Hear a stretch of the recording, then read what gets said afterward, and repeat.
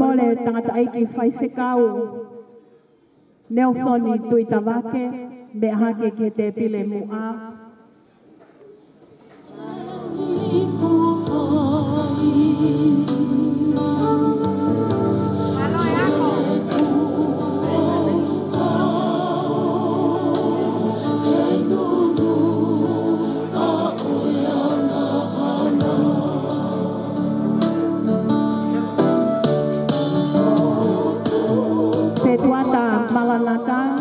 Mafai konua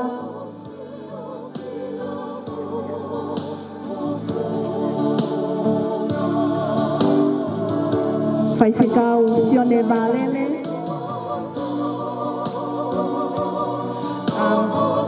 this is the Pastor Trevor Channing from the United Church of the region ko yang nitoka ngai Pamole hake pamoswafonga o ngo kui kusi atia ilatu pamole me hake ke te pile moa te behe kia hola nau fahu pamole o talang fua ka tau fai fua me hake ke te pile moa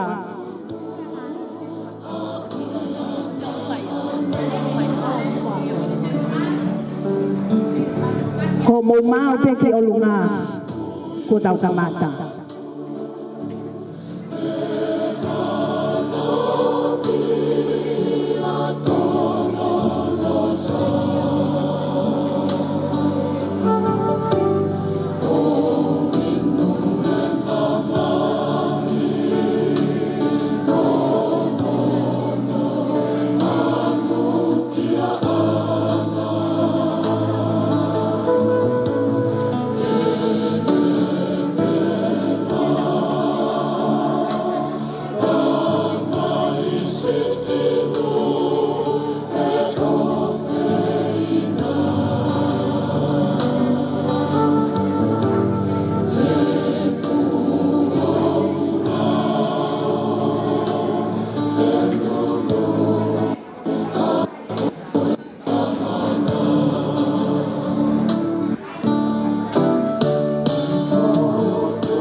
Mole o tau ki te molu malu tai mi no me heni o tau kamata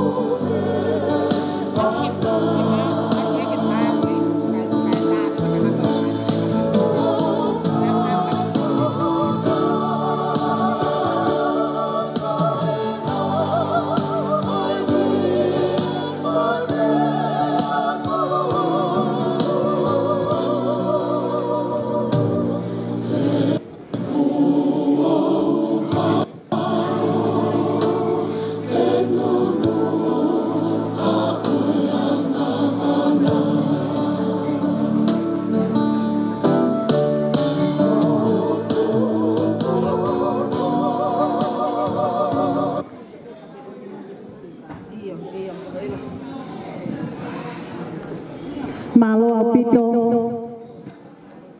katoa helotu famole katuange hopangai ke filimotu atuani ke fakakato hok fatongia ko MC o Siasi koeni ko hingoa ko Dominica elele Fifita pego go now ke fire MC oi aho tāpuaki koe. Tomo tuku hawhamalo pa mawhawhetai ke o tua mawhamafi. Ko ngā pia koe ne ofa pe mo ne tauhi. O whai maau, pe moau, pe lawai ke tā usia. Ai aho o ku kamata he whanau, pe taku he mahina ko me, koe mahina o whamili. O ko talitali loto lelei ki mautolo i he huafa ho tau eiki ko si sukalaisi. Whamore pe, kau hūwhanga atu i he talamalu e whanua pe amoe lotu. Kaya tā mo oku ai whainga maalieni. O ko talitali loto hounga mooni ai Siasi Sailo mi tangata ik whaiwhikau ka mahono hoa. Tapehe ki he se tuata lahi ka mae no se tuata tokoni. I ho maulava mai i he whiawhi koeni. Atwhukeni ai talitali loto mawhana ke Siasi o Malanata. Tapehe ki he se tuata whakamawhai. Ai tau kauwhataha. Okay, lea maalia to same te au tolu.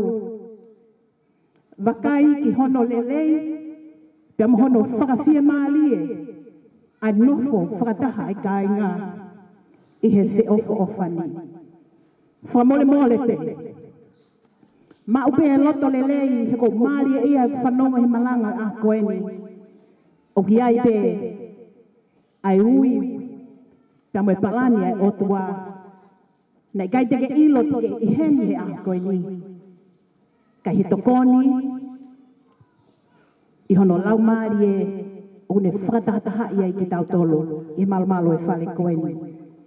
O atu hene ku talitali ai whamili o Ilaisaane Amenda, Fifita, o ki heni hono whahu, pepehe ke toinga o e whamili. Kahili pēni, ko gole ke MC, te mo mea hake ki o lunga. Kai whanonga mai ai tahino e ahoni. Ai kaunanga o tau iheni ai o koutui. O mahu inga ko toa pēr e tau whanau. He koe sāpate o e lau tohi ka sāpate. Kau tau whakailonga iheni. Ai aho mahu inga o i kaunanga koe ni. Nai o mai ai e he otua o whakafou i he tamai pa moe whae. Tupege ne hoko koe tāpuaki. Oi koe ni ko kole ke MC, whamole.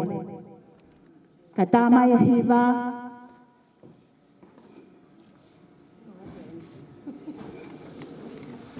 Ke whanonga mai ai tāhine birthday o ahoni.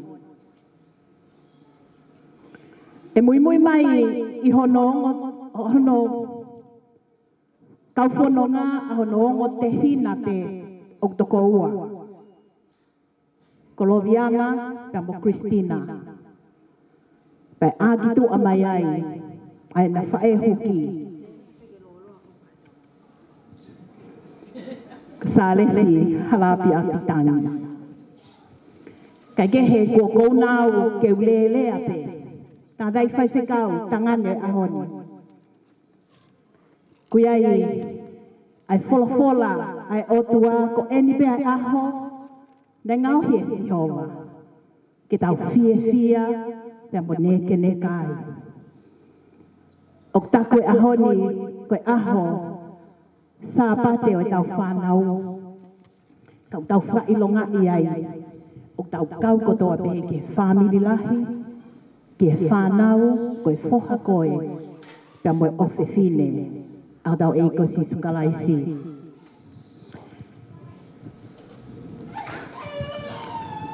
Tako whamalo lahi ato, ke ongo pule lau tohi o Siasi, o Sailo, papehe ke Siasi o Malanata. E fua whatongia ko mo lawai i he aho koe ni. Tupe mua ai langi pa mai ngeia I ngau e tau whai. O wana hiki ai ki tau. Tupe mua ke hiki ai eiki ko si sukalai si. Ke maa alunga. He tau bebe a moia.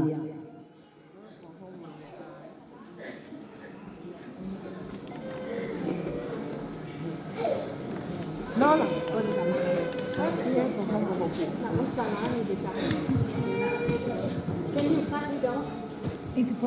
Mo whakamole mole o me aha ke ki o lunga. Ke tau tali lele ai kaunanga. Birthday o aha koe ni.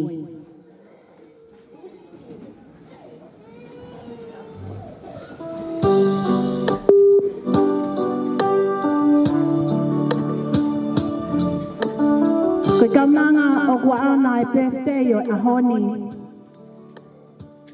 Ko Ilaisaane, Amenda, Fifita. Nai whamaui I he aho ua ono o e peleli ua se mātolu.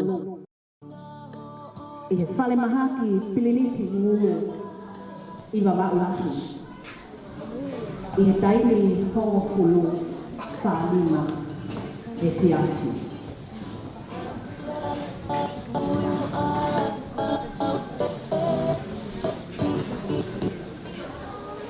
Koe leo mātu a, ko sione foaki Fifita o tala fo o, fo laka, te amu whahewa tonga eiki. Ko ene whae, ko seini losa pina, hala atu tani, o alo I talau o tone yaku, toa ka talaku kai ana tua meku, Kemudian kebitapu. Na papai so Ilaisaane Amenda Fifita. Ke siasi wesiana tau ataina o e halasiki o mata aho. Iku anuku. Nane humai o ako. I he vavako kita kaze. Aia nangi loa I he lono halai valua koe kita kateri. A toro fifisi. Nane humea I o kalasi uwaki. I he tonga side school na I he vaa ngele ia I no alofa. Pei aho tawalu o Septema ua afe ma fitu. Nane hiki whanua mai ki Australiani. Whakataha mo ene whae kai pehe ki ono o ki te hina.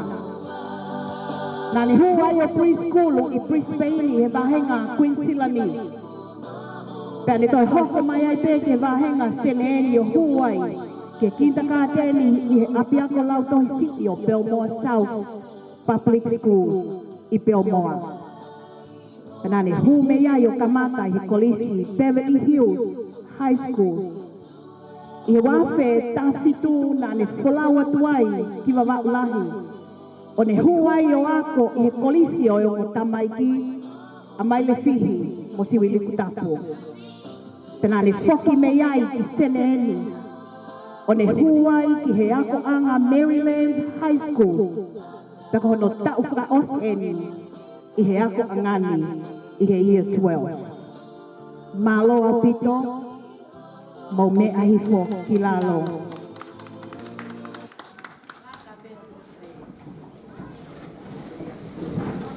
Ko oange a whainga maali e koe ni. Ke tangata eiki Fifita Sailo Reverend Nelson Tuitawake.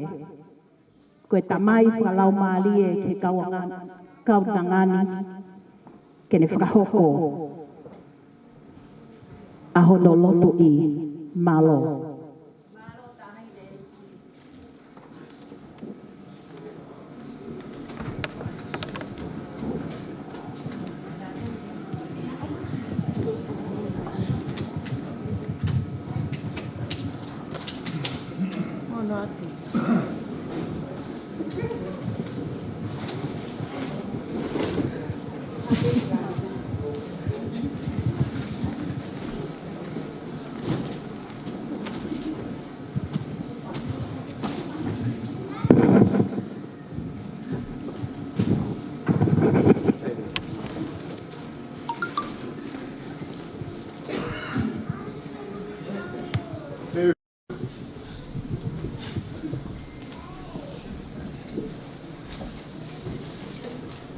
tau whaftai ki e ki, ko ngā kone tuku ki tau au sia e ahoni.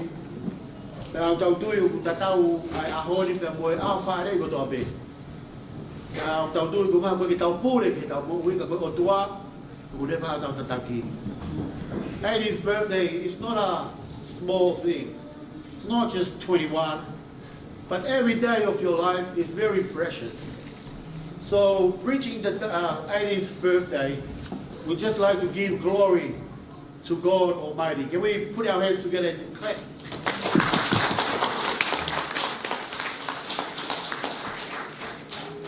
Sane amenda Fifita. In Latin, I just had a little that I went through by the name. Amanda's name means it's someone to be loved, cherished. It's someone loved by everyone. So it just fits the character just today. And we thank you very much for being here. And let us commence with our blessing of the day. Itauhiwa be I himi nima fa tahawa himi. Ya te ulama te tau korofora te tauhiwa be habe se ta. Ahoni tau fia himi wa. Ko be ke tauhiwa be habe se ta ko ngā nama mea kai hani ko patapu. Fa tahawa o himi mo mea pe I lalo. Ke tauhiwa pe have se ua pe iai. Ke si ulaki mo we wha sihiria. Me te ulawa tau wholofola. Kiri koea pa whai ki poupou nong. Ai tala monu ki a sāne pia te tau whairewa koe tau lotu. Pia koe tau himi, me se taha. Ia hiri pe koea, e whakakato rewa. I ona lotu I whai aho. Pātawa. Ne pe laro ta haga besula ki me whasi. Ke mau aloto maa, aloto kuolanu. Kukulu I o taa, ni liligi pe maaku.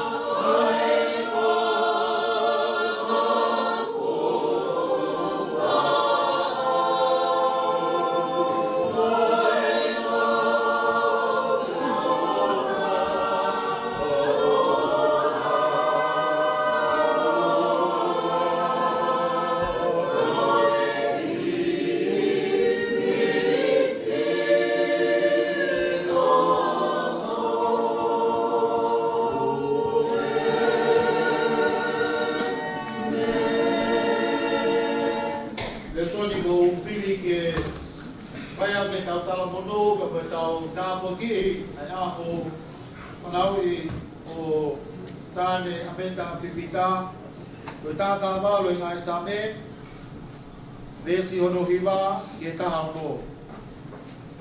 Pea moe same ula ke Ilaisaane, vesi ula ki mo tolu. Tata hiwa Ilaisaane, vesi hono hiwa ke taha no. E whakamaa he tala mo hono hala I ha, he ne tau ia ke hoa o korokola. Ko ke hao kia te au, aki hoklo to kotoa, o wana ke tuku ke uhe pe o ngahi tutu nina. Ko fufu hole a I hoklo to e, ko uhi ke o wana ku hia ki a te koe. Ko e whamalo ia e atio nā si hoa, haku au ho ngahi pe kauna, ko a awa ki hoku kutuni, ai ngahi kupui ko nisku tone nā ke koa ki. Ko haka e alonga o ngahi ko mo ni. o tatao mo te mau hakoloa lahi.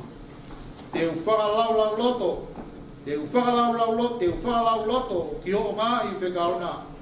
Pea te utokai o ngāi hala.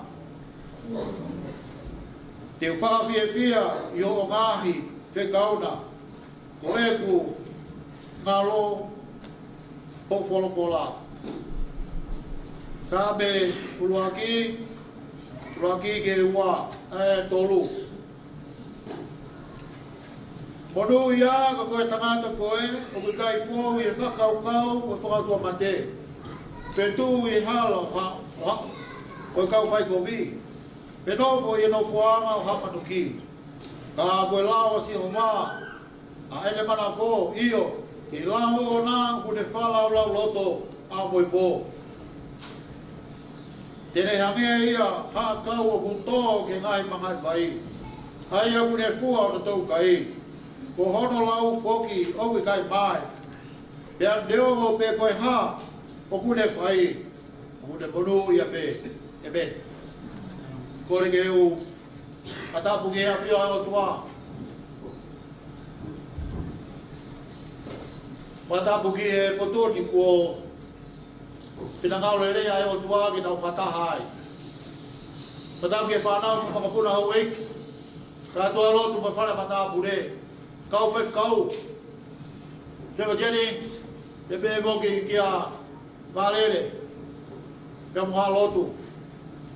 Te moe whaamiri ko toa pe o Mau Hendi. And all our friends that are here today with us to celebrate the 80th birthday. I acknowledge you. And most of all, birthday. It's a very nice day. We pray for your day, and God has worked miraculously and wondrous in your day. So we're here today, Sunday, just to give Him the glory and thanks. Because sabe ulau, una tatau e be apeta. We follow I most important thing in life is hear the word of God, or even in the morning, listen to the word of God. Ko me ia sane te tataki goe. He kai te ke he, vai hala tala wou koe e whanonga. Ka te ongo e umataha ai whae. O kui kai ke tuku ai e tokanga i kina koe, i taimi ko toapi. I o mo ui e sane. Pei kai a koe a pe, poho ako. Sane koe, ngai a honi. Ai, lahi ai ngahi whaingata. O ku F2 ai, ai kau tala mo me kau pine mui, i e whanuani. I ngai o tu muri. Kai a honi sane ku ome ai o wholofola koe ni. Koia ai o baka whaki na ngā. Koia ai o baka pahu i ngā. Tuliki, tauoru ngā. Kau maa, ai baka tuu. Koe wholofola ai o tua. E kai ke lawa, ke tau whai ha mea. O ka pau e kai ke whakamama ki tau tole wholofola ai o tua. Pea ko koe o kulahi e whabili sane. O mau inga pito. Ke tokanga ki ngai mea, ka po tala noa ki ai wholofola ai ao di. Koe ui ngā, he te ke tā ai ngahi si pinga. And they, your kid sisters will follow your footsteps. Whatever you do, always remember, you're the eldest. And whatever you do, you will be a living example. So whatever you do before you do anything wrong, the Word of God is the most important thing in life. Therefore, the Word of God, Sane, this world will perish. Everything will be burned to the ground and dust to dust. But the Word, the Word in the Bible brings God from so far away to dwell in our hearts and in our minds. So, Sani, please, You can never out clever the Bible, because the Bible has been here forever, ever and ever. We come and we go, but the Bible will still stand.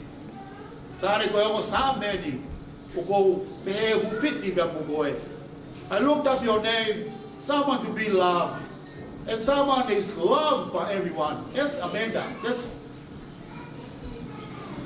That's what it means. So Sane, keep on loving each other, love everybody, and everybody will of course love you back because that's your name. And I think that just fits your character. You're a smiley, bubbly little girl, not as little as last time when I started here, but now you're a lady. And I'm sure you will lead your siblings in a good example. And may God bless you, Sane. And may He anoint you with the oil of joy and gladness.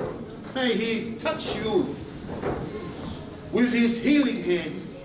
May He look upon you and make sure that He shines His light in your path. And also our guests here today, thank you. And we are very glad to have you to share this moment with us, not only at church and also here. Please, I think the speaker of the family said, eat as you can, take whatever you can. But I'll leave it to him. But anyway, koe ki popoa kia, kia moe taramonu kia Sane. E ta wiwa pe, a ve se taha, i e himi koe ni, ko hini pe koe ia, te e whai lotu i koe ao o Sane. Whata nima, ko hoku mamanga koe si suwe, te la kula marie si suwe, te o e te po uria, te laki awa fia, te mama pe kata iai si suwe.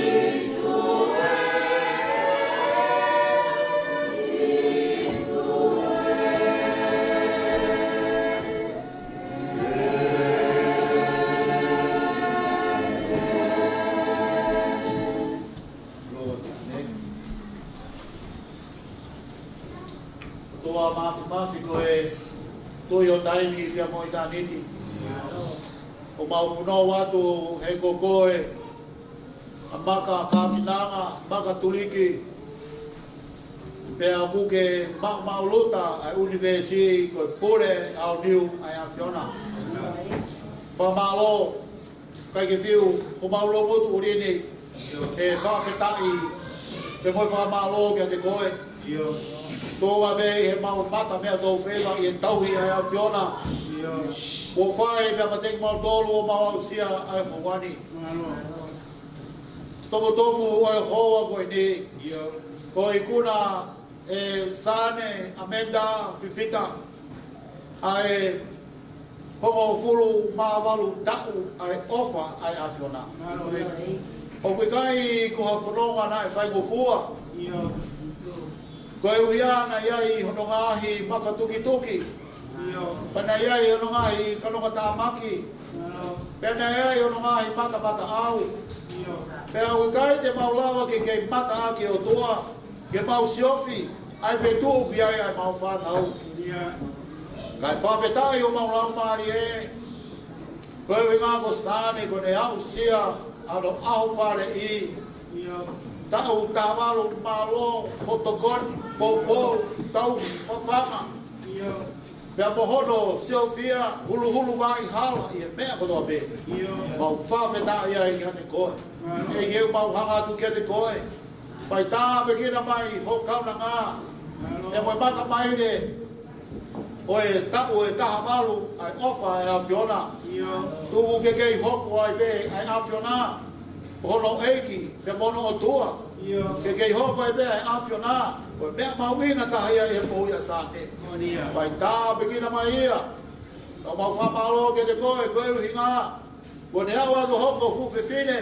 Ia whao fo ofa. Koe ha. Ua be e ofa pa koe taui ai awhiona. E ke mau hanga tu kia te koe. Pai tā pekina mai ho kauna ngā. Toi ngobi a ngai tau lahi. Toi ngobi a ngai ahu. O tua ke whai ai e whakakoloa. O whatatau me koe uhinga hano hinga wā. Koe tō taha o ofa ki e tō taha kotoa pē.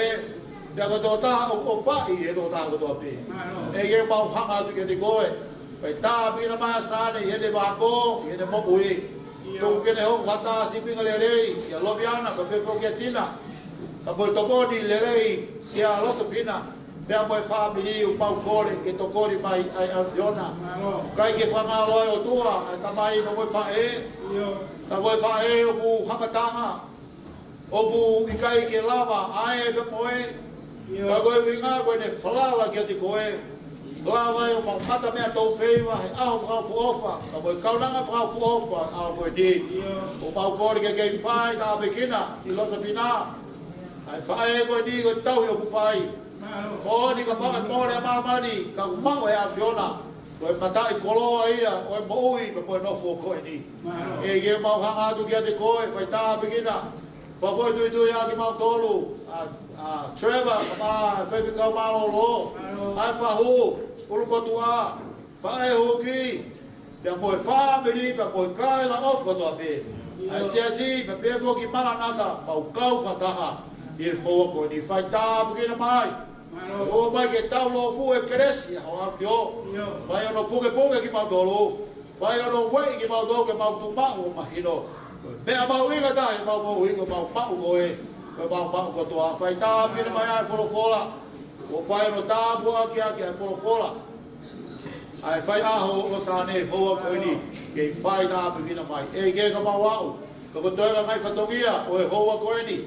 Ka mau ka au ke to mu e fatongia. Ke gei Fala fotu pe ai awhiona hoperi no pa o fa. Ka maulao e koe kolo me tā kuaki. Ai mea kotoa pe, tutur pia mu hu kia maulotu. Ke whaulotu ai awhiona, mau kore ngā malo hini. Ia Sisu Christ pe ko alo ka ko mau whapo ui. E pe. Malo apito. Ai ma. Malo apito tātai ki whaiwhikau Ilaisaane. In Jeremiah 29:11, for I know the plan for you, declares the Lord. Plans for welfare, not for evil, to give you future and a hope.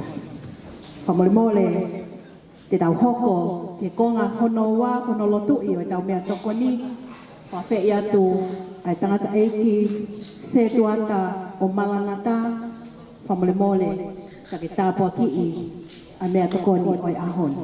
Malo.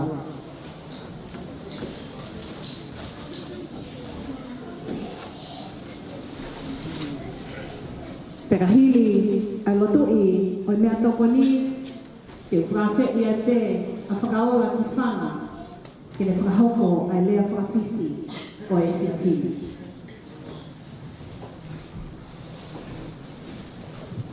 Maturo wat be. Mua ke puna ke tau hiwa he ni mangia mu ono fulo himi mes beta fa ke tau rotu awa kristiane tau fa fia tala kilangi mo mamani pa tau mono ia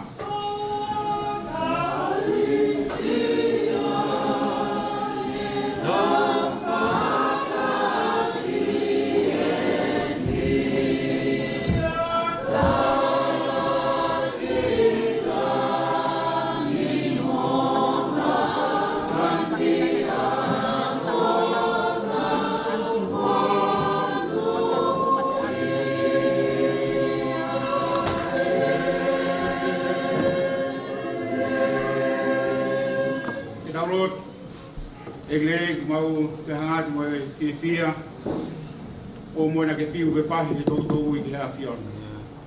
Kono ta inga e o te whakakoroa whai ka te kumakoro a hapoemi. Nā mau i saione, whai hono o whawhanga whakalau maari e mau mo ui.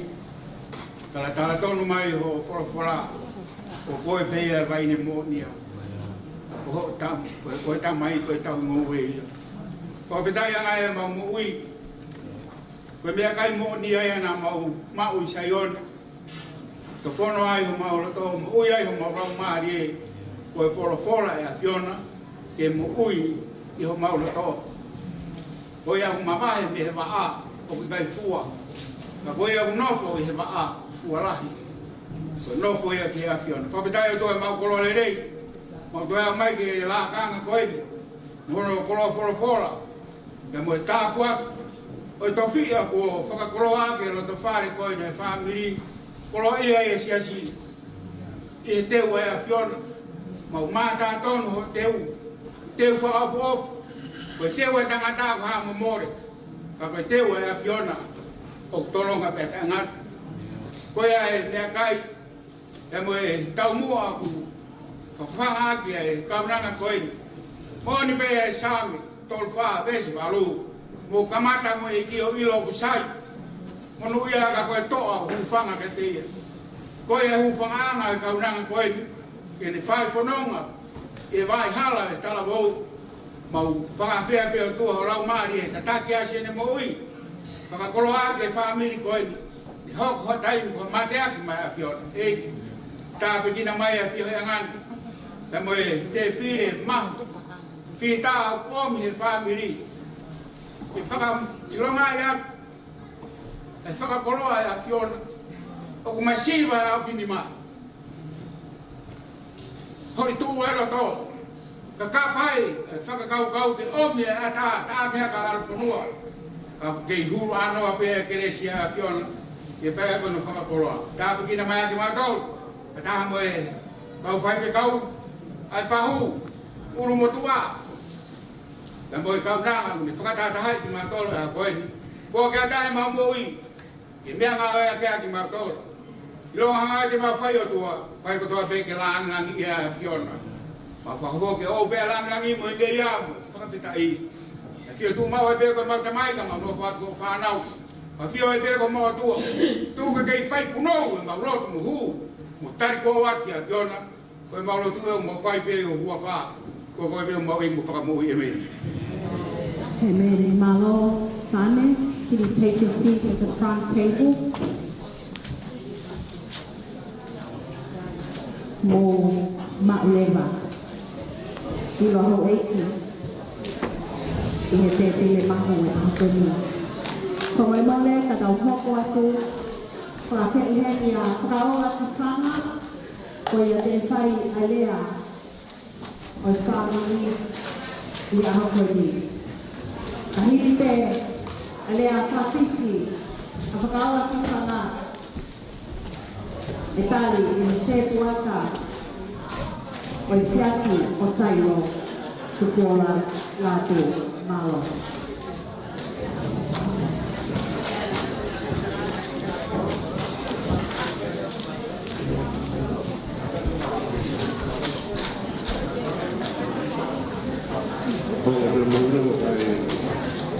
Saya telah mengawal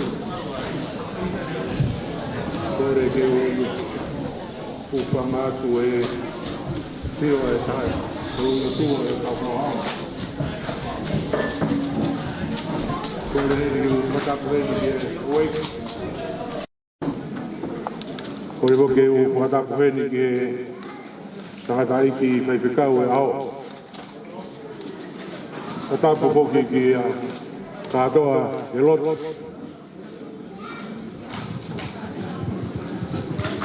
kore ke u whatapuheni ki e tātai ki whaipikau māloro. Hau tupoki ai whatapu ki e se tuata wangfua e siasi wesuriana tau taina tonga. Atu whokuhena e whatapuheni ki e meitanga kari. Ma foga e se tuata o e siasi. Atu foga e whakatapu ke whahu pe mo e pulmotu o saane. Atu e whakatapu hen foki ki e muri koni u tau kau ngā kau e hoa koe ni. Atu foga e whakatapu hen ki e whamiri katoa pe ka ronuku e aha koe. Koe te pū e whakatapu e whias koe ni, o ia koe ki whine mui ho nai aho. Pea, ko whakamore yang peau, koe ki motu au ko lui hau api api moa. Koe whae tanga tau a teino sapina, haana saane. Pea koe te uilo i bena yanga whewhe, e ku kau he wae tongia e piap koe. Pea mo whakamore i peau, na koutu hatunga o para. Kai tuku pe mua ke uwhanga atu i ho maulotu le rei. Hoa na ngalo whoke aha koe ni, koe aha mahu i ngai ni, o ki motolu whanau. Koe koe ki motu au ia ko ware herea. Pea, hei kai e kamata, hei kai ke kamata e rea, me hei e tahine ona e aho ni. He kamata rea e whiawhini, me he whanau whakame. Whanau, koe aha mahu i ngai ni. Koe aha mahu i ngai no ki motoro, o whoko whakatahai a pia mo aho e tahine ona e aho. He sane, o whalahi atia te goe. Kai ke ngalo e te au, o mo whalakaka halope e te au, o mo keiti. O kou nofo i pui Spain, kou whakatori a mai be, ai whine mau, ai kaunanga koe ni. Kou tu o lere mai mo e tokonaki mo e whiwhi. Lau mai le, ai whainga mai. Ki wau mai be sa ne sio atu te koe. Mo e whakalangilangi aho koe ni. Whanau whame, koe tupu i ue siriana pe au. Ka kou whatongia e Siasi Koristu tone. Pea ku whakawhetai ku lau maari e tau kau ngā kau he aho koe. Whanau, koe re sori nau lau, whakame, whakamui mui. Pai kai ke uto e kau i he whakame, koe tala noa o iwi pia mu ātama. Paka re sori nau lau nei pehe, e iwi te ukai pe koe kofai a koe. Koe re sori whakamui mui e nau lau e la koe whakasāpate. Koe kamata anga ia tau whau, koe kamata anga ia e tau whanonga. Te koe mea whakawhiawhia, e kutu he aho koe ni, o sioti ka tiki mou tolu, aho mou whakawhaof, mo e lawa ke tala e whatongia, koe mo e ngau e otua au whai mai ki ho mou ngahi mo ui. Koe whakatoi tapu, te utuku peke e whai whekau, whamore more e whai whekau. Na aware ko wafe aku, o ki lapa ia te koe. Ne uhi whaki nima i hua afe e Siasi Koristu tone. O hoko e koe whai whekau. O ke au pe ke ahon. O ko ke whai whatongi ape. Ka kona ke he. Ko taime mau konfenisi whai ki hoa au. Ke ko tongadap. Te umau pe a konfenisi. Ko ne os pe a konfenisi. Lotu pe au i he Wesleyana. Balanga pe Wesleyana. Ko ke ofa pe me na tupo e kui. Pe neo koe kui me hapai. He ko hange ka teo koe whaiwhekau koe ni me hapai. He kuia i whoke e rea e pakoa ku pe e. Kai me whakahenge e kai ai wakai pangai. Whanau, mō ako ke mō pop. Pe ka mō kaware. Pe mō wafe o whaiwhekau. Kau sio ki hapai e. fai fe kau ata pe ha pai e sane ko ya kona ki ahoni na ia e tangata fis o pedi nai val nai fuaki e kuini pilikandia ai me tari o tau iloi ko Victoria Cross ko whakarangangi pe ko whakahiki nai fuaki e me tari ko ni ko hia ko tangata ko ni nai tō tau he tau ko tau lahi ano noa nai fuaki ai me tari ko ni a ko me tari ko ni nai fuaki he nai mālolo nai pekia e sotia ko ni kai langilangi ai o matua langilangi ai kolo te langilangi ai a fisi e ngau bangonga nane fai ko a honi o mau whakalangilangi koe o mau whakalangilangi koe sani e hoa koe ni o ia koe ofa o whai he eiki maha o moio ao si ai o kong fulu maa walu tau mahino i pe kai ngā tonga koe me tari koe ni kau ene me tari mahau inga au pito nai toki fuaki ene tau ko mahiri ai me tari pe he pe ki tangata asleria kone tuu koe ni u tuu teu ngā pōpula pe ai tangata koe ni koe ngai whakangia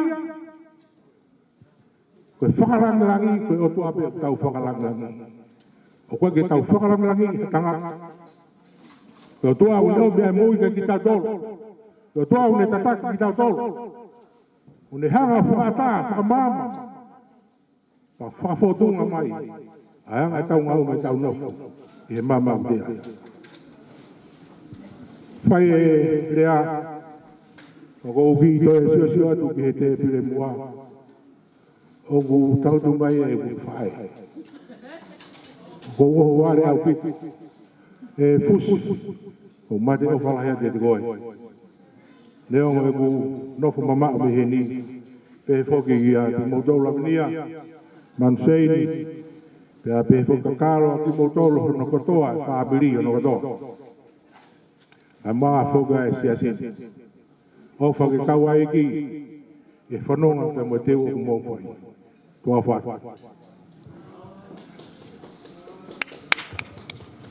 Malo apito kaula ki whanga whawheheni ai lea whawhafunga e o Siasi Sailo whawhafunga i mai ai se tuata tufuola latu. Whakatolo watu, kore peke u whakamalamoa watu i e tala whakatapu ko osio no whai nei mua. Kai a tā moku, whainga maari e koe ni, ke whai haki i rea, whamau inga i ai aho mahu inga koe ni. Whafofonga i atu ai whai whekau, me le son tui tawake. Pea pehe ki e whai whekau maroro, mo e kainga lotu o Sailo. Pea pehe foki ki e setuata o malanata, mo e kainga lotu, mo lava mai o tau kau whakataha, i he aho mahu inga koe ni. Teke whaha rea, tau whawhetai peki e iki, koe aho na e whotuutu he tangata, ka oku whakahoko ia, whakatoka mahari e o tua, ai aho mahu inga koe ni. Te au tau whawhetai ai, ki he iki, i he aho whakakoloa koe ni. Teke u whaihaki rea, u whahoko atu e tamai o eki koe ni. Ko hingoa e tamai eki koe ni, ko tufuola haulai lātu, ko lelere mai mei kolomutua, lotofoa, pangai uiha. Ko e lere mai me he motu ko ia ko hapai. Pea ko hingoa ia o tamai o eki koe ni, o aho koe ni. Kamata ke whaia tau ki rea, ko u fia o pito he aho koe ni. Ko aho ni o ku whakamahu inga i ai. Ai ahu mahu inga o e whanau. Lava i ke nau, lava o lau ai ngai wholofola. Mo i gai ngata ai ka ku lava ke nau whihoko taka. Ho nau tare ni ti, o ku lava ai ke nau lau. angahi le soni ko ia ko hono whakalangi o e ki. Ko ki tala noa tu peke taimi nau ku kei whakame ai nau ku tupu hake nai whaatai me upe au o mau api. Kai kai ke lau e le soni o sai ko foki api o ku nau tai au. Ko inga ke ulau ai le soni whakamātua ko tau ilo katoa pe a lau le soni tonga o kai ke hame ai e ko whakamai mainga. Ko tau tuu pe mei mua lau ake ostaha. Te upehe a tuunga talatalai whare a ngahi mātua. Ko nau talatalai whare ia ke tau tolu o tau wau ai ke tuunga ko ni. He unau hanga whakare kesi ki nau tolu. Ke tau wau ka hatuunga o tau toi fōu ai. Hatuunga paulunga ake ko ilo ai e ki.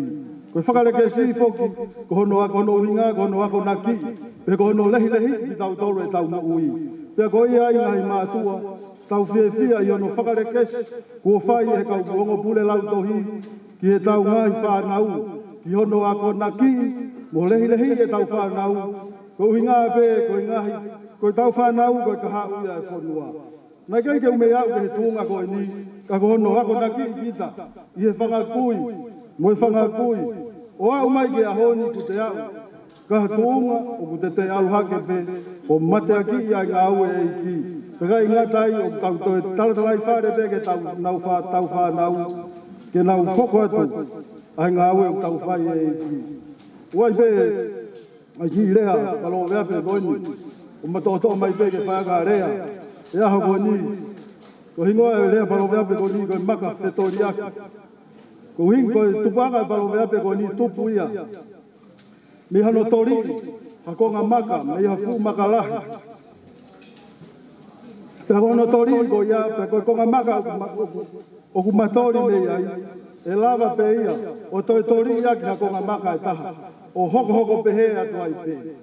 O ngawe aki e karistiane ki tonga, ai karistiane i hono omi ai lotu ki tonga, i he kau papalangi, tene o mai e lotu ki tonga, o tufaki ai ki tonga, o ilo ai e tonga, o e lotu.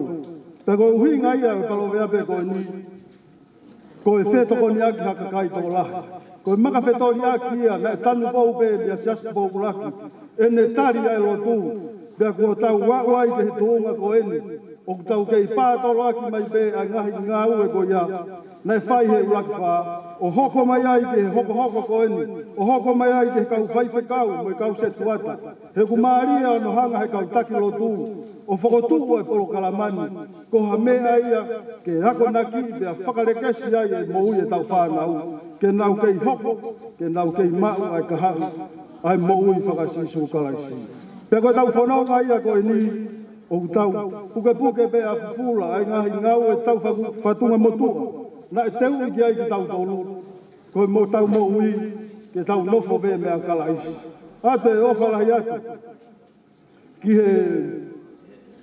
he whailau tohi, te a pehe kongo whailau tohi, te a pehe ki he se tuata malanata. I ho maulawa mai aho koe ni, tau kau whakataha, i he aho koe ni. Hono ilo anga peia ki tau tolu koe kakai e iki, o tau taha pe e iki. Te a mea peo ki ilo ai ki tau tolu, koe tau wheo whaaki, koe tau ngau e iki, o tau wheo whaaki. Te tau wheo ho whani. O ngai pego i malanga e aho ni, te tau hoko ko ngahi fua lerei, o ka pau e piki e tau ngahi maui ka sisu. Te koe whaamu ia ki tau tolu ngahi whaamiri, koe tau maui, ke tau hoko ko ngahi fua lerei, te tau piki ke ngahi vao sisu, e lava ke tau mauai, a ngahi fua lerei, o makatunga beia i e fua e lau maari e, koe wheo whani, mo e wheo whaaku. Mo e fia i he eiki. O atu whoka e talamonu heni ki a sāne hoko sia ho makamaire tau taha walu. Pena e tuunga i he haa ho hau ke he tuunga ko ni sāne. Makatuunga pe ia i he tauhi ai eiki na e whai te homo ui. Pea pehe mo e tokanga e whae ki ko ni i hono tokanga i koe ki he lotu pea pehe ki e whanau. Atu e talamonu atu ia koe sāne. Umoni, o Sihova o tolonga pia tai ngata ne alofa.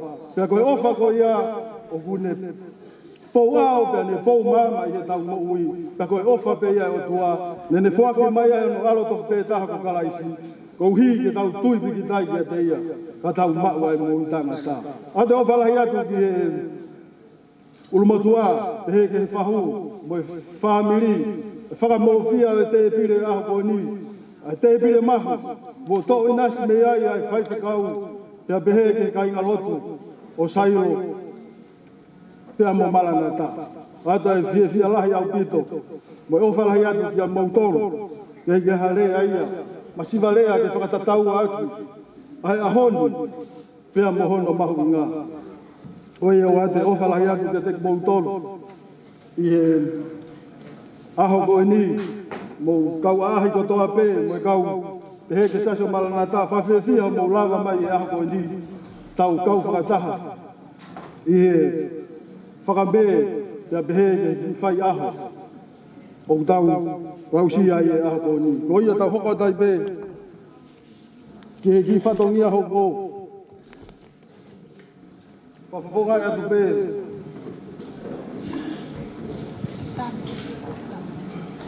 Whawhongai atu pe ai whai whekau. Te he ki he whai whekau maroro. Pea moe siasi.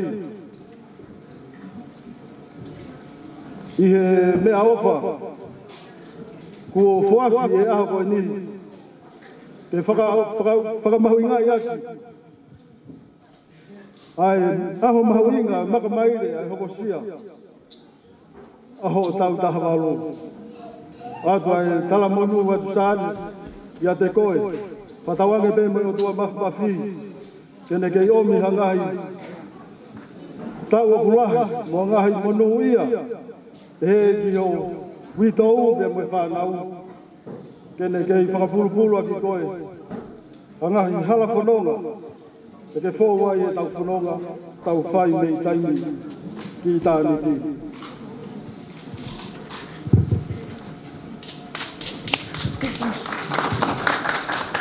Maro.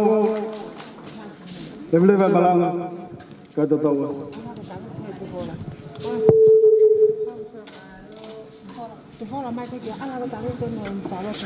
Pamalo heli ki o ngolea na toki o si tanga taik whai whikau. Ko sio ki he lau tohi whakame na whai e whakaola ki whanga pe he kia tufuola la tu. O mooni ai lea o kutaka he api ko nā fualu. O gai e fumango ko tau anga loto. Pako sio ki tamai o eiki ko nika mai tangata i whaiwhikau kai peke te ia hana loto. Ko fuaki ko toa e loto, moi mo ui, pa mai ngau e ki he eiki pako ofalahi atu. Ki he tangata eiki whaiwhikau, kaola ki whanga, pepe ki se tuata tu fola la tu i e fua whatongia ko mo whai i e funga waka o e lotua eiki. Whamole te tau hoko atu mo mamali e pe, te tau hoko atu ki he uau o e keke, pako fie whawhe i heni a whamili whae o Ilaisaane amenda Fifita, ki nau to'o ai whatongiani.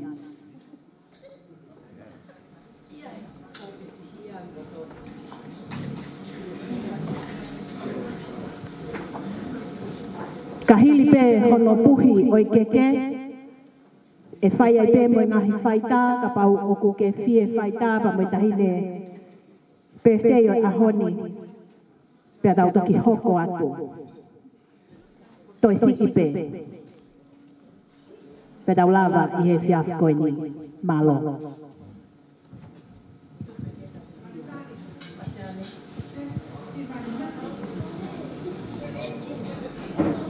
Tu ke iu e me whanga friends ke na wo.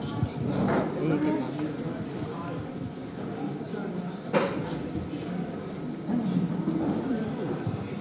Happy birthday to you.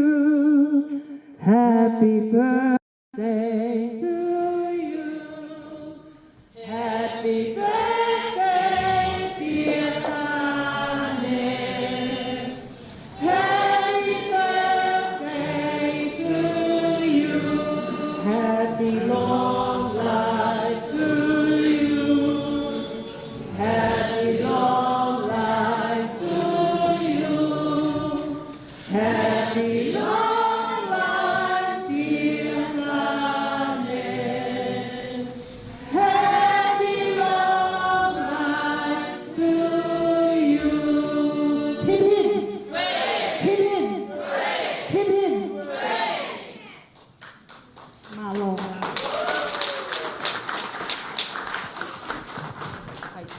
Ko le atu ko ki motoro o mo Fifita pa me kamang birthday o ahoni la mamai even your friends Sane friends if you are here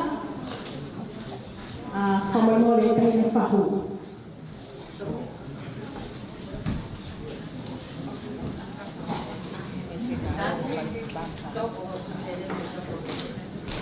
iyo Sane kamano le toki keke pasatu mai malo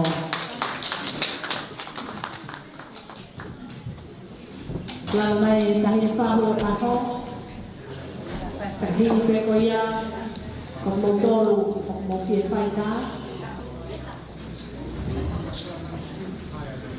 kapag lama mai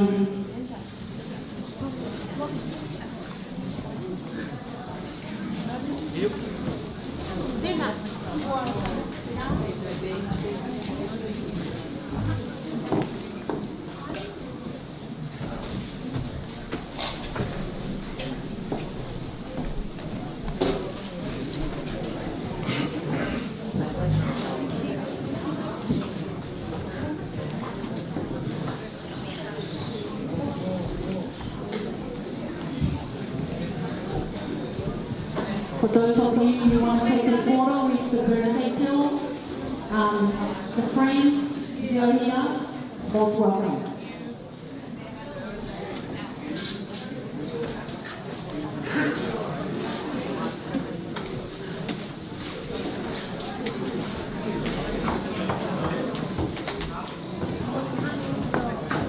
Selama mai kami performa, berkui, Ilaisaane mereka Fifita.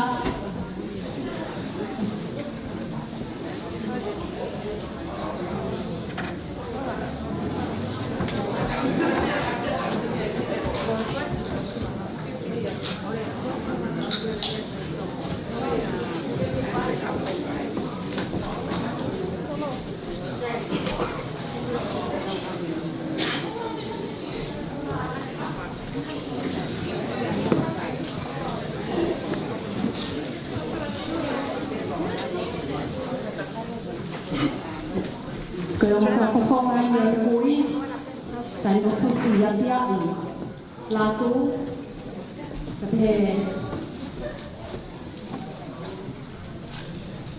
Yahola na faho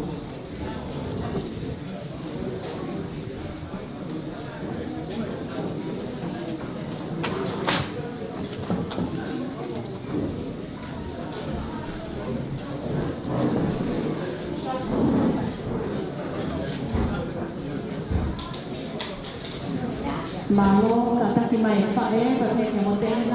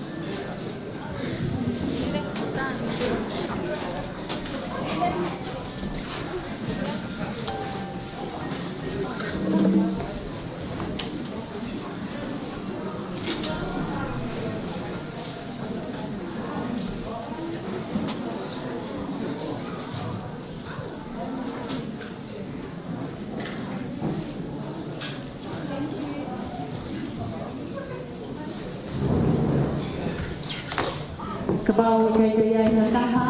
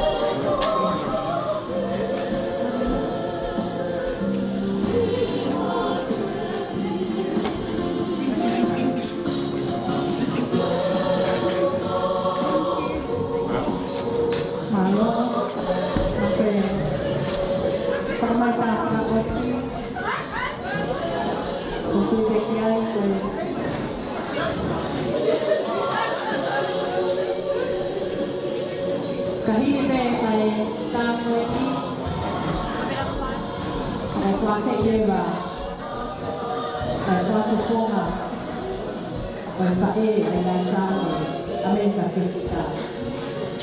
Kisah kuasa masa lalu.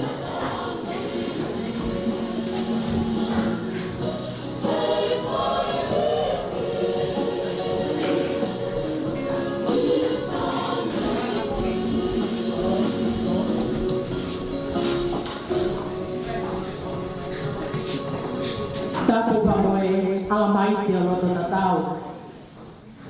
Kapoe tolu ifungani persis.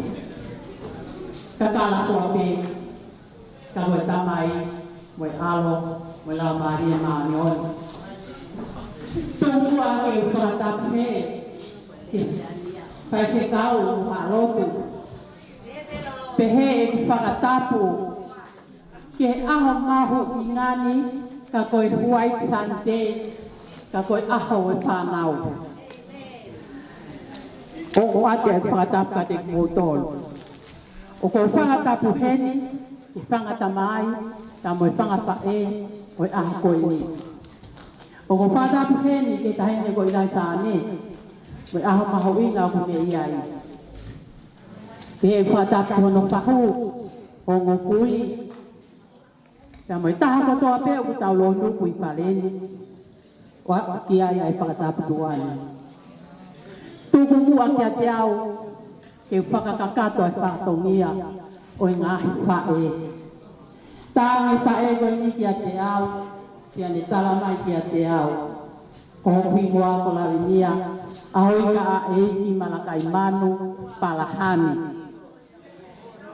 Koe pungawaka na kia e koe pungawaka o i we siriana, o ko tatau pe au pa moelea koe ngan whapoponga e pāmiri. Ka ko takai palau ke siasi katolika. Pea i he tāngi a whae koe ni kia te au, mene whanga more more, nia, koe ahau sa nia ko koe sāpate. Tau kai ke koe loto e au ke toi whae hami a whae pēla au koe whaka sāpate. Piau talangi ke pae ko ni pae. E alo e tahawalu ia, kai toi poki mai tahawalu ia. Ka koe, lau tohi pakasapa te e pakamete tau kita. Pia talamai he pae ko ni pae te riha te. Pae te kau ko pakamore more atu. Ko fine motua ko ni, ko fine motua pakamore la. Kai ke pakamore ia ha mea.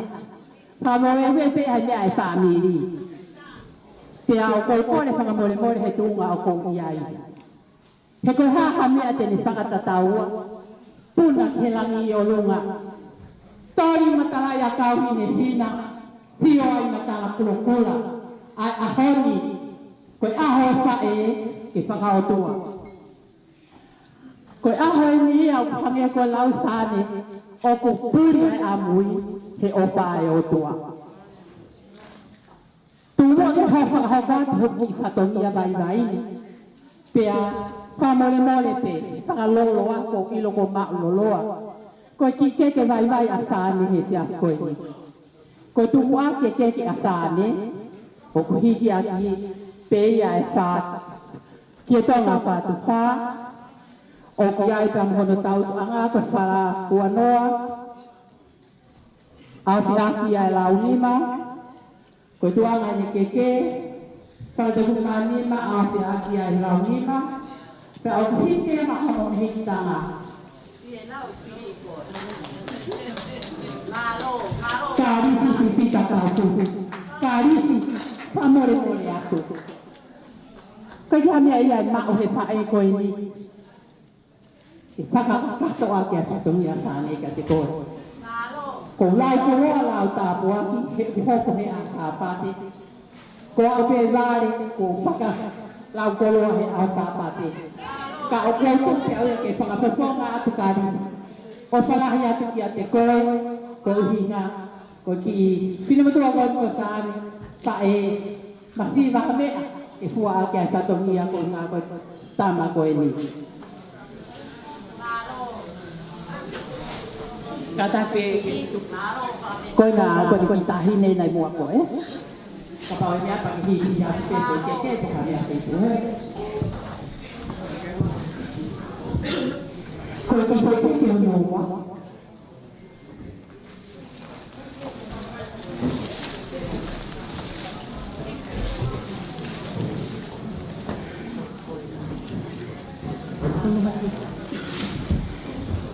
Koe ki koe keke o noa.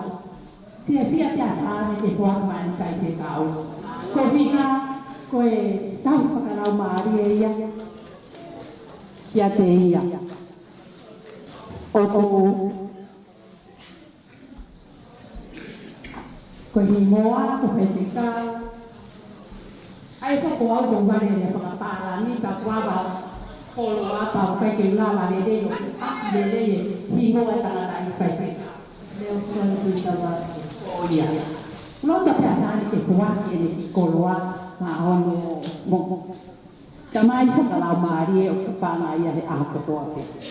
Pe a o higa pe ia ke toma tatua malere ia mo e fala aupi fala uanoa ke a ia launima. Ko e koloa ko ia o kwa ia mai pai te kau. Te au ko wha more atu. Ko e hoa e tangata e pai te kau ko salote. Ko wha more atu salote ko kia hamea ia nau. E sāne ke whakakakato a ke whatongia ki a te koe. Tupe mua ke whakao ki atu au whatongia. Ke kau pai te kau. Ta moe kau pai lau tō whakasapate ko loa e maololoa e tau nofo. Ke whakaosi aki atu pēni ke e tama hange koe lau ko ofa sāni o kai kaanga ia hataini. Ko ofa a si sūkalaisi o ki kai ke ia hataini. Pea koe ai sāne, koe hāha ngau e aunga, koe hāha whei lau lau, koe hāna e ka kunga, moe ofa e le lau, i kai ngata ia hiva, pasi koe le ope. O atu te kotoa ho pae mo ki mautolu, sino, loto, lau marie, kau tatawata. Malo, pengamia, fua satongia pae, fua mole pe, ko frase iheni. Ai pule lautohi pa mi siasi o malanata, ana tau malolo, ke to'o fatongia lea oi hoa koe ni.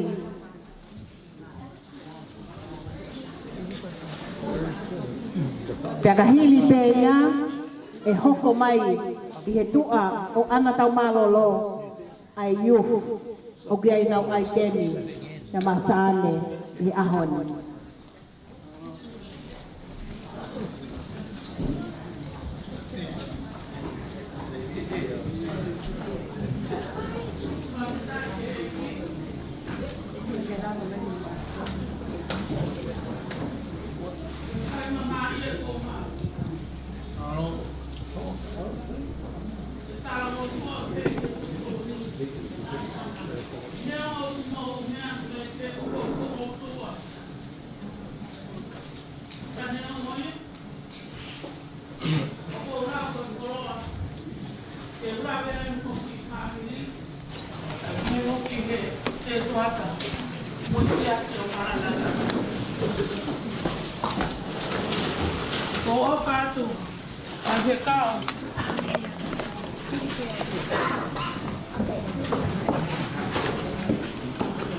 Ke tangata eki Fifita malolo. Welcome you, Trevor. I hope you have a nice meal with us. Happy birthday to ke tahine birthday o a. Tahine Ilaisaane Fifita. Koe mea mata lelei pe kua whanau o nau talango pu. Ko mai weke whareni o wakai ki he teu pea mahino ke te au koe ki tahine koe ke talango fua ki ko whae. Hange ko rea ko whanongo ki ai o ku kapakau taha ho whae o te moho tau. Ka goianga e kusio ke whakau ho opa o e pare. Pau he tai ke. Kai ke aise a mea o. Ai siasi o maranata. Ka koe maulo tu ke tāpua ki koe hei. Siasi o Sailo. Whakahia e ahon. Ko e po o ni ki he mau mo ui ke mau whakame whakatah mo kumoto. Pea mo ni ve a rea e wholopola. Ko mea me te ilo ai ko whanau ki mo tolu. O ka whau te mo pe o wha. Ko whonga mani fia. Pa mo i kātoanga ko tau pai e ako. Moni ve maranga e tangata i koe pe kau. Koe au nopo mau he waa. Tene mau ai mo ui. Pea koe e hiki me he waa. Koe ne kei na ngai api. Lawe a tau lau maari e maranga whakoroa e ahon. Whakataha pa mo i tau poki e tau whanau. He ngahi vesi himi mo ngahi vesi horofora ko nau lau. O tau tai Maria. Ngai hoa amiri o Sailo. Te heke ngai whamiri o Maranata. Ko kakai o nau nopo ke he eiki. O ku hange hako i manu ma. O ku siu he punga e ponua. He kai ha momoi mea e ta. Tene hanga whakake ātungi ai. Ko tau harake hei kuna. Ta tau ai vei. I he masiwa mo mau me. I hia mo mamahi. I he mahamahaki mo ui lelei. O a ue ki he mo ui mo mai. O ko whakapoponga ai whakamalo mo mau ki Siasi o Maranata. Nea ngā ui kai te kei heni hoku puse whaniti. Ko au he nau si lava mai, ko hoki whakautua. Pea ko kei heni ai o lau monu, e tau kau whakatahe aho koe. O tau au pe ke hoko ho tau ongo Siasi, ke tupurake ke resi ai e ki. O hange ko rea ko whai he kau koe pure angai o tua i kaha saini aki ai.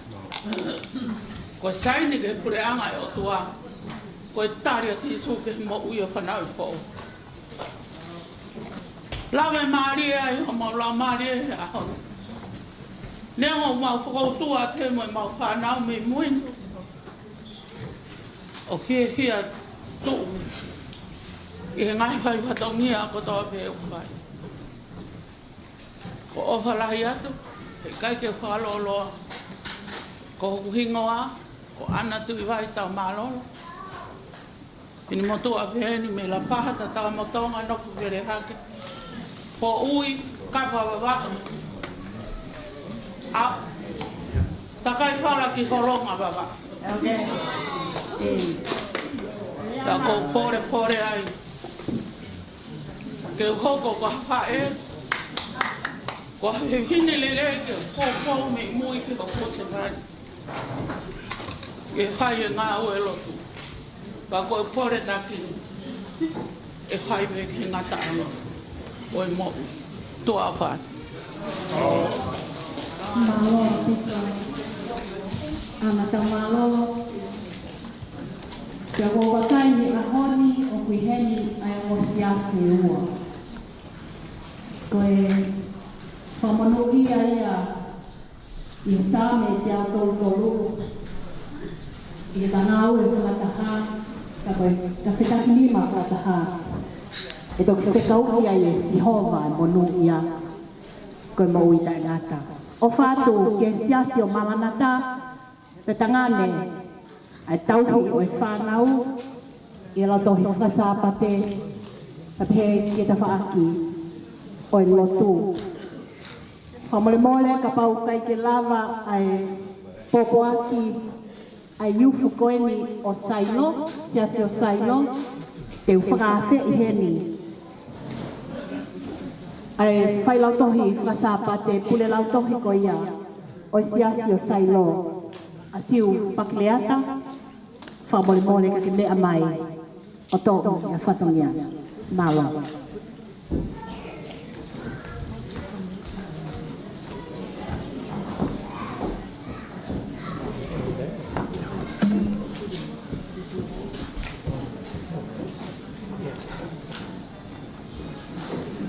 Te kei ki tau loa, toi pe whatongia e ua, whai te kau, kia koe tau lava ia, i he tiaki malo.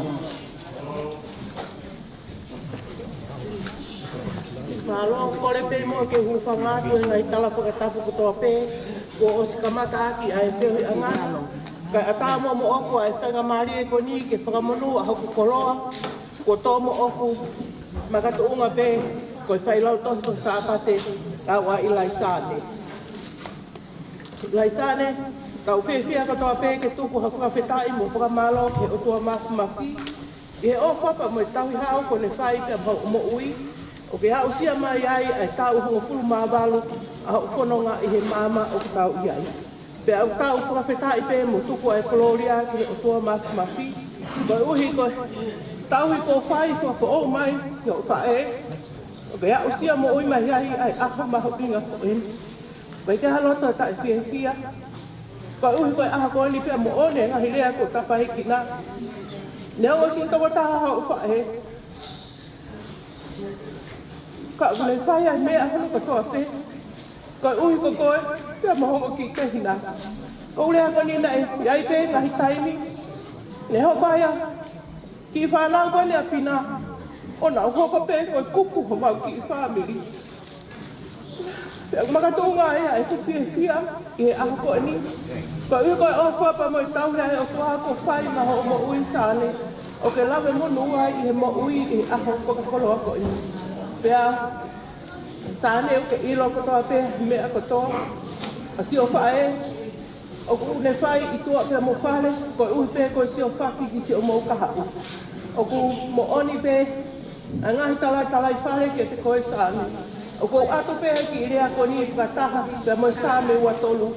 Sāne, piri pe a si hova ko tau, kai te ke masiva i whanonga anga. Ka wau te ke whiri a si hova ke hoko ko tau hi, tēnā tōwha ho hala, pe tēnā whakamonu ia. A ho ngahi whenga o ku whai, o ku whakamole pe sāne, kai kaha mea o whai a honi ke o atu ke te koe, ka atu pe ai ki rea ko ni whakataha pe moe ofa o i whanau lau tohi ki a te koe.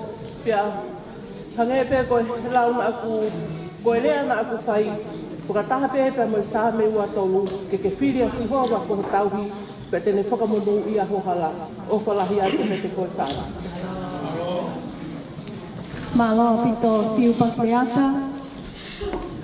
Te ako salute ke te moua i e whiawhi koe ni e tō whatongia o i lau tohi whasapate. Nā dai whai whikau ko toki lawe i hake tō lahi heni ai kakai na nau mo ui e loto whale o e siri ana i tonga. Ka ko tau i mulini o ki ai ngā whunga maka ko tau iai.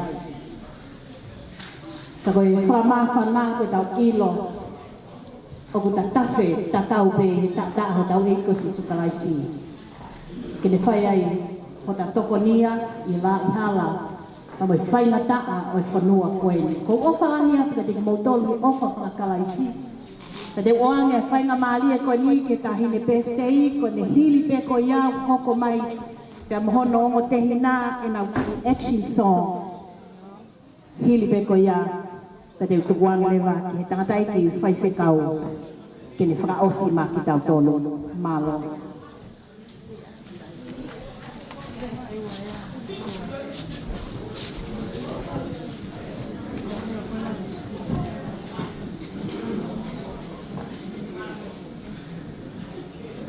Te whakawhetai ki a Sihova, i o te whakawhetai ki a Sihova. Koe tau hausio katoanga whakamehe, o tau koe ni, i o te utoi whakawhetai ki a Sihova, koe tau hima aku hausia. Ai tau hofuru mā walu, e ku whanonga i he māma koe ni. Whakatapu ki o tua, o kua whio i o tau rotolotonga. Whakatapu ki hoku whahu ai aho ni, ka risi ki Fifita ka pusi. Whakatapu ki e whanau aho eiki mo hāmata. Whakatapu ki e katoa e lotu mo hāmata pule. Whakatapu ki tangata eiki whai whekau Reverend Nelson Tuta Wake. Nā ne tuku hoku tapua ki e aho koe ni. Whakatapu to Reverend Trevor Jennings. Whakatapu ki e tangata eiki whai whekau malolo, moha whai whekau whakatapu. Ki e se tuata o Malanata mo i kainga lotu. Whakatapu ki e se tuata o Sailo mo kainga lotu. Ko ato e whakatapu ki e whāmi ta mai mo i whae, pe o ko tau i heni. Mo e whakatapu to my friends as well. The rest of my speech will be in English because my Tongan is not that good, so yeah. So I want to talk about a person. The person who has protected, guided, and taught me these past 18 years of life. The person who has taught me how to be strong, independent, and stubborn. Not only that, who has also filled the role as a father, she's my mother. Nothing can compare the love that I have for her. I'm not the most perfect daughter you can picture. Even though we have our ups and downs, I thank you for everything, and I love you. Mom,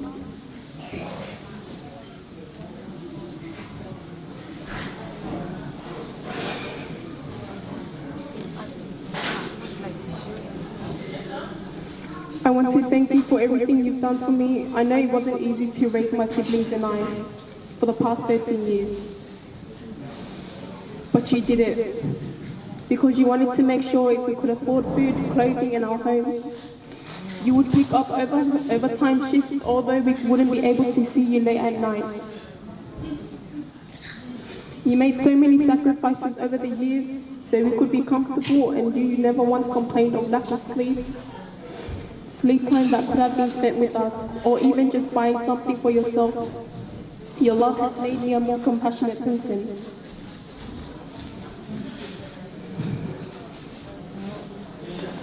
I always put others in front of myself because that's what you taught me to do. I will always be forever grateful. Thank you for shouldering your own burdens, but ours as well.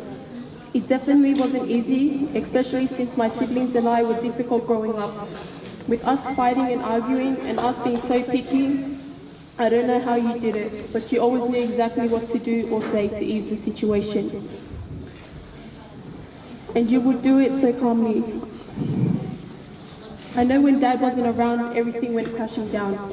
I became more angry and lashing out at small things a lot of times because I didn't know how to process it.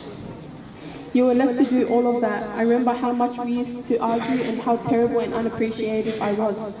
My siblings never displayed much emotion regarding Dad, but she immediately became that single parent trying desperately to keep us afloat. Even so much going on your plate, it was rough, but she never complained. You kept your head up high and took that responsibility on like a straight up fighter.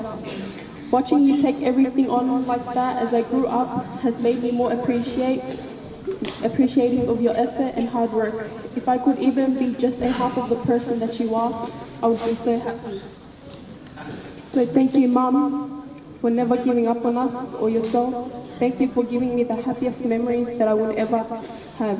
And final thank you for who you are, for teaching us right and wrong, for making sure we stand up for what we believe in, and for defending people who we hold close to us. I love you more than all the stars in the universe. I want to thank you to my father's sister, Omo and Josiah, but especially my father here today, Kalisi Fifita Kafusi, who not only named our little sister, but gave us unconditional love.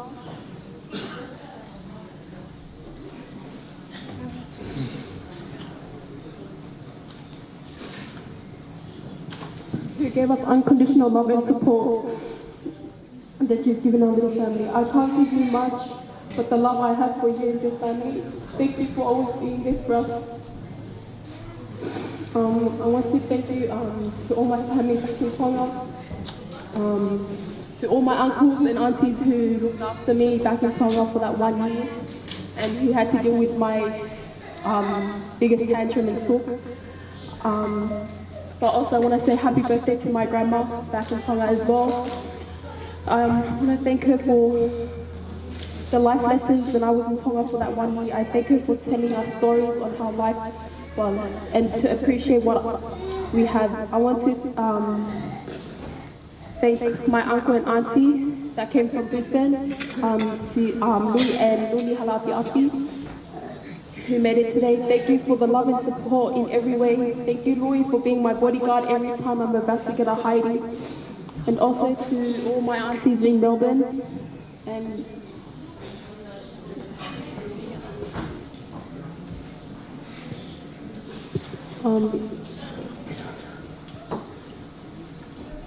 I also want to say thank you to Siu and Nove Pakriata family.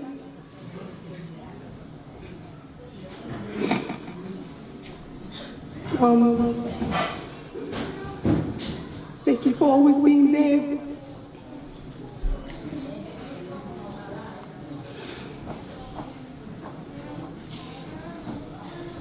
Thank you for always looking after us, even when Mom had to go work.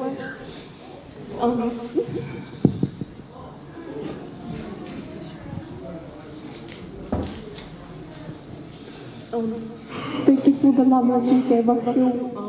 I love you so much. You're like a second mom to me.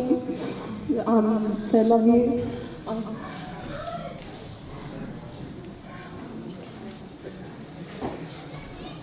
But I also want to thank all my uncles and aunties here today.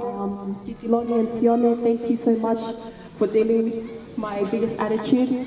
Especially to Siasi and Elliot Bakolo thank you for giving me everything, for looking after us, dealing with my biggest attitude. And thank you to Nola and Linda for decorating today. No, got nothing. And also Lile and Rayata, thank you for the cake as well and the desserts. Thanks for my friends for coming today. And thank you for all my family and the church. And yeah, thank you. There's gonna be a little action song that me and my sister's done. Thank you.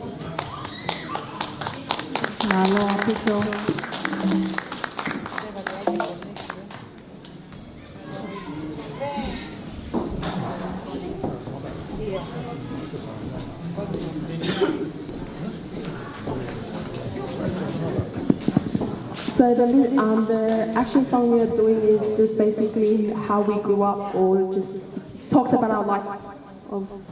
And it's also Mother's Day. Happy early Mother's Day gift to all you mothers out here.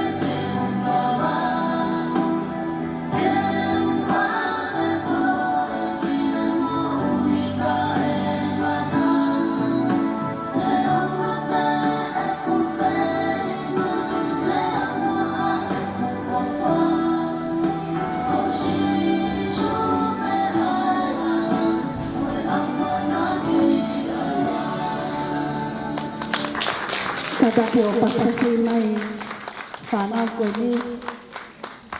Iyo e whanau koe dau whenga ki api ko he wani o whakoi tui tui te. Owa nā ke lau, kono taki koe e whae pa mo tamai ki he lotu tena ave ai koe ki he wani. Ko whenga, te ke whenga whakoi tui tui te. Tena ave pe koe ki he mea totonu, o ku tonu ke ke iai. Koe tari ki he mo'ui koe e ki pe ko sisu kalaisi. Ko ta wao mai ki whakaosinga o e tau whiohi o e whiafi koe ni. Pako kole ke tangata i ki whaiwhekau. Lava mai o whakakato ai konga whakaosi pe tau lotu tupu ai pe. Malo.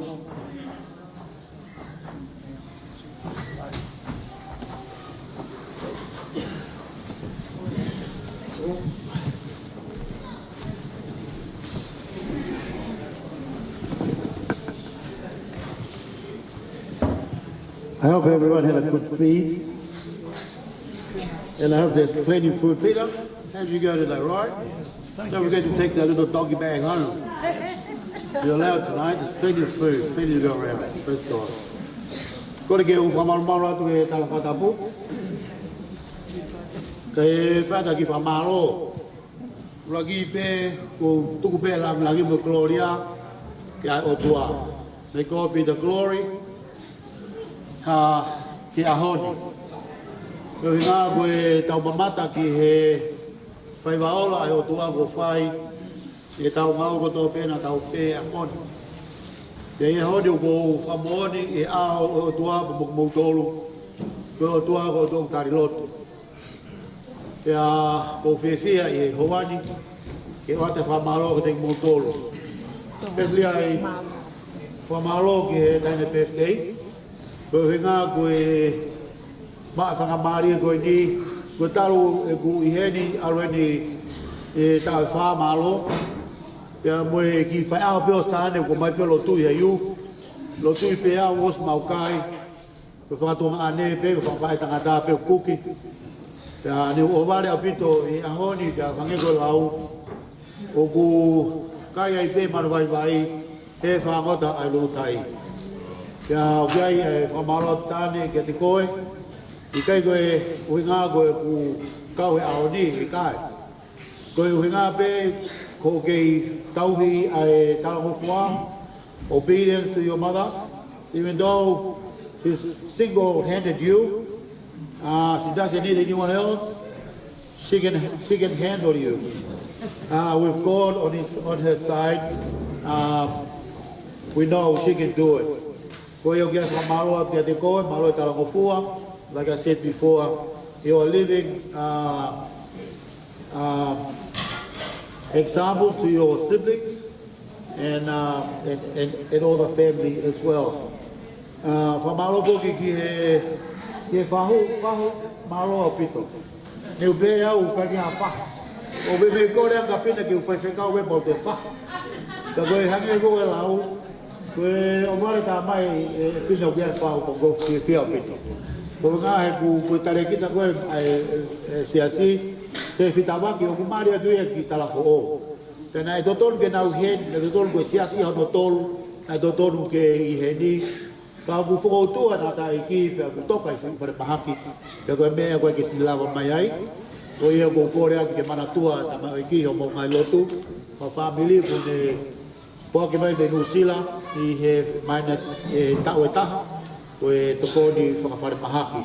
Pia koe ko whiwhia e siatu te koe, neo koe ki hena pisila mo lau kau mo mea, ka koe kau talafo ou, ko whene me nau toka, ko sāro te whene nau toka.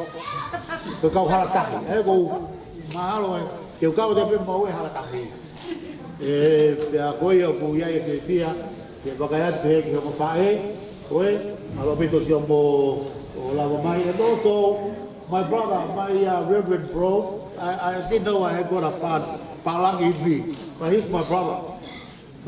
Thank you, Jenny, and also Valele, Malobito, and Lava, Ahodi. Thank you for being here, even though your wife is away. I know you'll be homesick when you go home by yourself. But it's good to be around people. Thank you, Trevor. I appreciate all you've done for us. Mamalo atu ki Maranata, ki he setuata, ki setuata mafai, ba befu ke setuata e wahenga, ba befu ki ana per lau tohi, angego lau. Every good thing starts on a Sunday. When I forboy mahaga sisu, like always on a Sunday for some reason. Kagoi ahoni go tui. Mawenga pito ke tau tegi unu mai ke tau tegi wa ngausi ke tau mata fareta me ko tau mata pa ke kau tau mata fareta pe te a koi ku te tia pito ai kau mai ahoni ya mo kau mai mo me to ni tau ilo frata mo mo kai nga ya fia fa malot ke family Osane families and all Osane's friends thank you for being here today. Mamalo ki he Siasi Sailo, we Fifita hon ko ki tau kuki. We tau ki Fifita tau mau tau fale le Fifita ko kai ki tau he kuki a honi. Te ai ni pehe ku fa malo te motolo, nga be ko molo le ki kau ma malarata, o le ki fakakato tau fatongi ko ni a honi. Tau bakai be ki ai o tau hi o tua, o ki fa malo. Fa malo ki MC, te be ko ki he fai huki. Koe whai hoki ko kuki whai whakau a ko ia. Ko ku whenga ki ora ki poto hei nukawa, kai toki i hu ke whai whakau. Ko ngā hai koe mea whangata aia whai whakau koe nukawa. Te ai hene pehe koe ia ko au watu ke whai hoki, te au maa ua ko ngā ko sisi ki hao tango tu heta. Kau kia, whamalo ke se tuata mo siasi, whamalo ka toki mo tolu. If I haven't mentioned your name, it's because it's too many people. And I didn't see you. Oh, whamalo atu ki he tau tama pe mehe hulu e tau mea. Whamalo atu, tui pe, te teo mai pina ha mea kai e tau tama whaitahe ku ki ongo sia, lolo e te he ni. Whamalo atu te koe, malo e mai whenga maarie, koe kia hapaanga ke maulau ke te tonga koe, ko puha mea kai pe o atu ke mea moia. Whawhanga ko kau ngā ue, koe au ki ai whamalo atu te koe, sai ku mau ilo i ku a koe, ke mau talanta a koe, ku mau whangi kolo kalama. Wharo Sean, thank you Sean and the Irish family, and thank you very much for being here. And also each and every one of you, I love you all and may God bless each and every one of you that are here tonight. Just a little house rule just before you go. Tomorrow, the training gym group, training group are here tomorrow morning. So tonight, it's going to be tonight. We're going to clean everything. I've got a trailer on the other side of the church. If you have any rubbish, fill it up, take it to the trailer, and we'll take it home and distribute it in other people's rubbish bins. Because where I live, I rule the little street. Yeah. They all know people and they all call me, hello son. So there's some rubbish for you. So, okay. Koia koe motol ko toa pe o kumoua, whafofa you can leave. And kako siasi, kapau wege moua. We need you to be here, the youth, help clean up. And we're going to mop twice the floor and everything. Tonight, it's going to be out of here. And then we can go. Koia koe mea mea ko just like to remind everyone, ko ofala hata te motol. Se data na mea mea ko toa mea. Okay. Tau hiwa pe se taha. Pea te wanga o whaosi ai tau whiohi e te whini. E kai. Monu e ka puha monu e, tau maha e o whae. Ves pe taha. Inake, ves ulaki pe.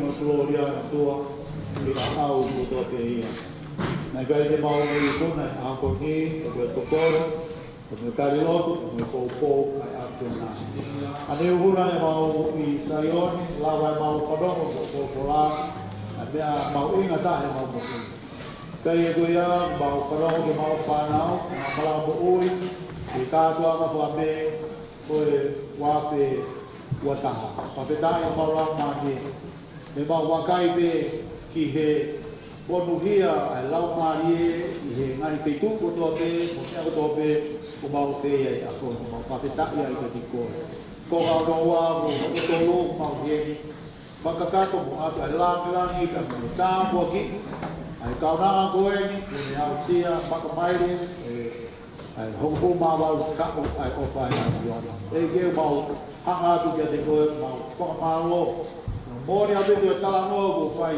he pa sa be ko e ni a ko ko tu e si o ma au ha ai te pa tu si pa be ta ko na ha na kai te mau be ku na ka ko ma ko o ka to ma ta i lo to te tu a i e mau wi ko mau la ma ni e mau wi ku na e pa to ni a ko ma pa lo ka ko ri na ko fa ko fa sa ri ko fa bli la dei e ka pe ke kau la dei e fa ho de be ko ki kai na pa he di ko to be mala na to be ko ki sai lo ma la dei ko fa ke ta la ka te ko e ge ma ha tu ke de ko e le ta be ka to ko ni to ma be ho to na ki ku kulu a no ma fa ke ta e ge ma ha tu ke de ko ma wa si e to bu e pa to ki ya ko e o ma ko re la mari ai mai kawa kabua e kono te mau fai e poko ni pe te mau kono ki a pe te mau ke a pe te mau fai kore pe ke taki mua ya tona a pe pa ya mau ka toka yo mau mai ko tu anga ke mau malo lo mau no to ka te ange lo ke hui ma pa te mau tolo va yo mau fare ke si yo mau sino ata mai ko me te pu mau lau ma di ke wa ke ai mau malo yo mai to ke ma ka mai e a mo bomina o mau kore anga malo he di e creso tau e ki mo ofa tua pe o lau mari ma ni no ko mau alo fa e fa da hani be ona hiri ka fai be o ta mata amen malo pito na dai fai kau o kia e te pile o ta fa ki mata u that's the dessert Sani just like to invite Maranatha Sunday School and youth to take first before everybody. Pea whamole mole kato e whakasisi iangi ai whakamau veve koe ni ki Siasi Sailo. Take what you can, take it home and enjoy. Malo, whamole mole koe te pile pe pamoe sea ke tuku mai ki Siasi o Maranatha o Sailo whamole mole. Tua whāko.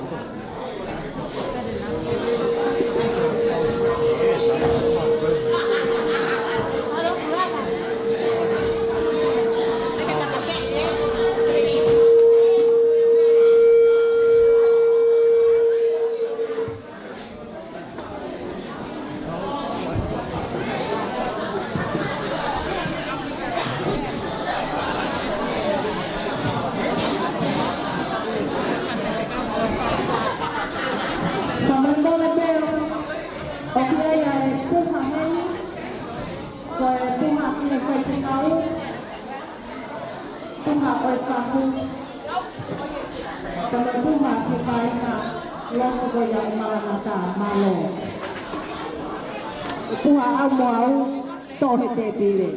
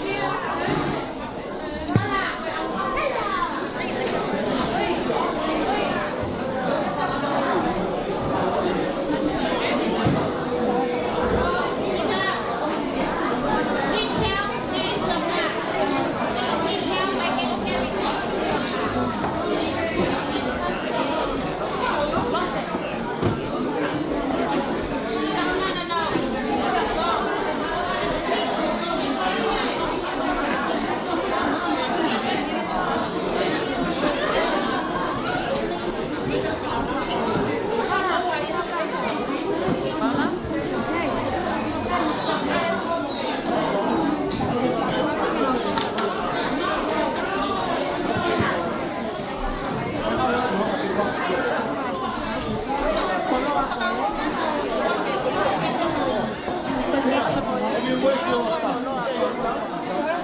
Okay, I'll take you to the car for you. No.